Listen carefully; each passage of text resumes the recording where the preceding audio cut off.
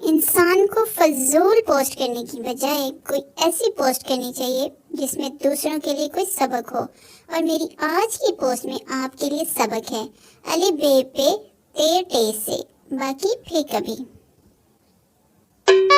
نہ جانے کون سا وٹامن موبائل میں ہے، ایک دن استعمال نہ کریں تو لگتا ہے کمزوری ہو گئی ہے۔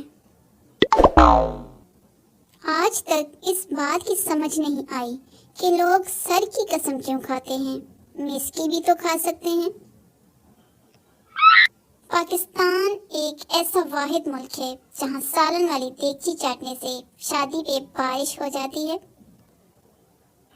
اگر کوئی آپ کو دیکھ کر دروازہ بند کر لیتا ہے تو یاد رکھیں کنڈی دونوں طرف ہوتی ہے، آپ بھی باہر سے کنڈی لگا کر بھاگ جائیں۔ مرد چاہے جتنا مرضی بہادر ہو، لیکن اپنا موبائل اپنی بیوی کے ہاتھ میں دیکھ کر اس کا ترا نکل جاتا ہے۔ اگر بچوں کی دعائیں قبول ہوتی تو کچھ ٹیچر لنگڑے ہوتے، کچھ ٹیچر مر گئے ہوتے اور پورا سال سکول بند رہتا۔ فرض کریں صبح آپ کا پیپر ہے اور شام میں نکاح، آپ کس کی تیاری کریں گے؟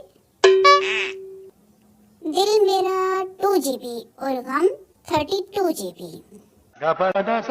ہم ایسی قوم ہیں جب آمنے سامنے بات کر رہے ہوں تو کہتے ہیں سن بھائی، اور جب فون پر بات کر رہے ہوں تو کہتے ہیں دیکھ بھائی۔ عشق کا سمندر بھی عجیب سمندر ہے، جو ڈوب گیا وہ عاشق، جو بچ گیا وہ دیوانہ، اور جو تیرتا رہا وہ شوہر۔ Oh no! جو تم کہو گے وہی پسند بات کریں گے، تم دن کو اگر رات کہو گے تو رات کہیں گے۔ ویسے بھی پاگلوں سے بحث نہیں کرنی چاہیے،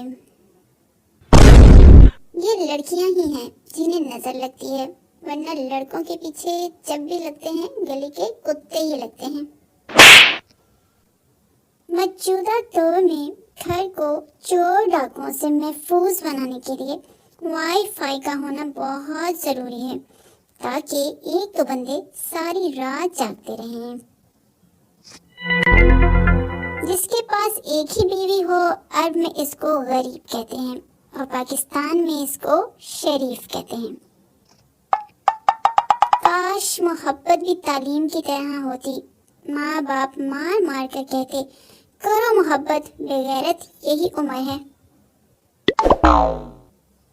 خواتین 30 آدمیوں کی افطاری آرام و سکون سے تیار کر لیتی ہیں، اور 3 مردوں نے سارے گھر میں شور مچایا ہوتا ہے۔